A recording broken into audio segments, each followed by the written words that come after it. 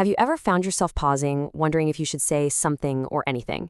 You know, it feels like such a tiny choice, but getting it wrong can make your English just feel a little off. Well, in this explainer, we're going to crack the code.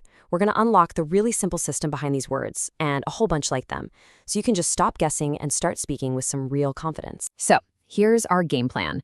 First, we'll talk about why these so-called vague words are actually super useful. Then I'll show you the 4 simple categories they all fit into. It's surprisingly neat.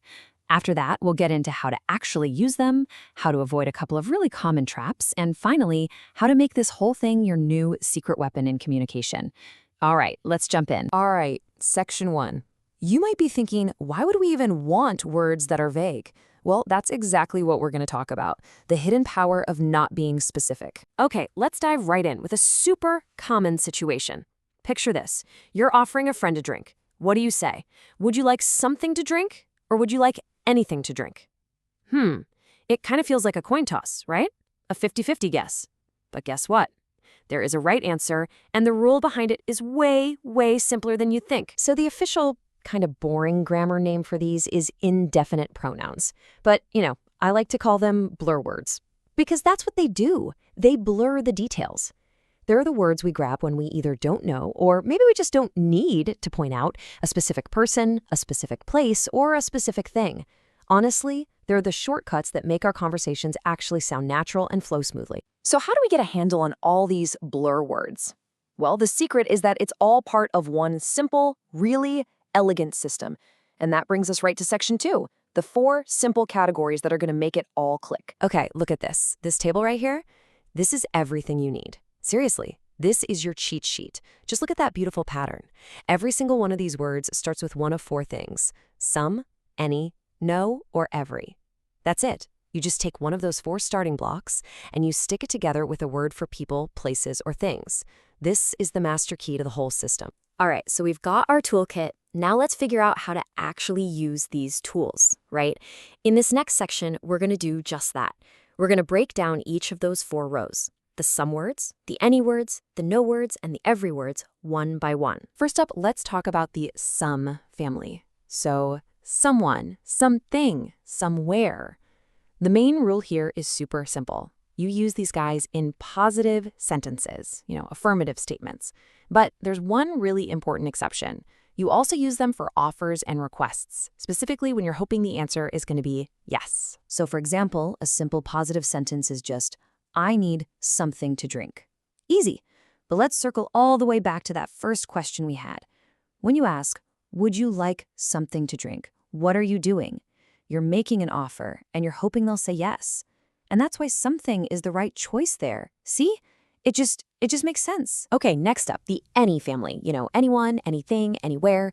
Think of these as the total opposite of the some words. These are what you'll use for negative sentences and for most questions. Here's a perfect example of how that works. A positive sentence would be, I saw someone at the party. But the moment you make it negative, like with the word didn't, you have to make the switch. It becomes, I didn't see anyone at the party.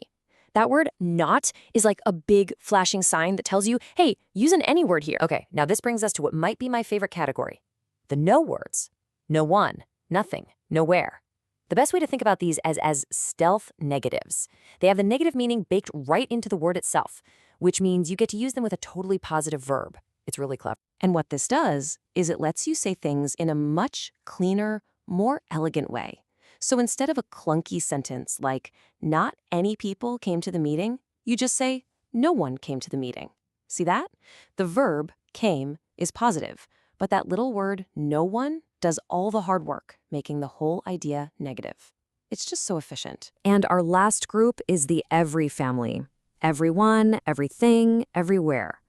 This one's pretty straightforward, really. You use these words when you're talking about the whole group, the whole shebang. 100% included. So if you say everyone is happy, it just means all of the people are happy. Simple as that. It's a really powerful way to talk about a complete set of people or things without listing them all out. Okay, so you've got the basic rules down. Now let's level up and make sure your English sounds completely natural by going over a couple of common traps. Think of these as the pro tips. The biggest, most important trap to watch out for is the double negative. In English, you just can't say, I didn't see nobody. It doesn't work. Why? Well, didn't is a negative, and nobody is also a negative. You gotta pick one lane. So you can either say, I saw nobody, or you can say, I didn't see anybody. Both of those are totally perfect. You just can't use both negatives in the same sentence. All right, the second big trap, it all comes down to the number 1. This is a weird one. Even though a word like everyone or everybody obviously refers to a bunch of people, grammatically, we treat it like one single thing, one unit. It's singular. And that means you have to use a singular verb with it. So you must say everyone is here, not everyone are here. It's a small detail, but man, it makes a huge difference in how natural you sound. And that brings us to our final section, our big takeaway, because I hope you see that this wasn't just some dry grammar lesson, right? What you've just learned is a brand new tool to add to your communication toolkit, one that gives you way more precision and a lot more flexibility in how you speak every single day. So let's just do a super quick recap to lock it all in. Some words, they're for positive sentences and for friendly offers. Any words, they're for negatives and most questions. No words, they give you that negative meaning but with a positive verb. And every words, they cover the entire group, and remember, they're always singular. That's it. That's the whole code cracked. So I'm going to leave you with a final thought, a question to chew on. We just spent all this time learning the precise rules for how to be vague correctly. So my question for you is this. Now that you've mastered it, when does being nonspecific actually become a kind of communication superpower? Think about it. When does using someone instead of a specific name or somewhere instead of a specific place actually make you a better or maybe even a more diplomatic communicator? Something to think about. Thanks for joining me.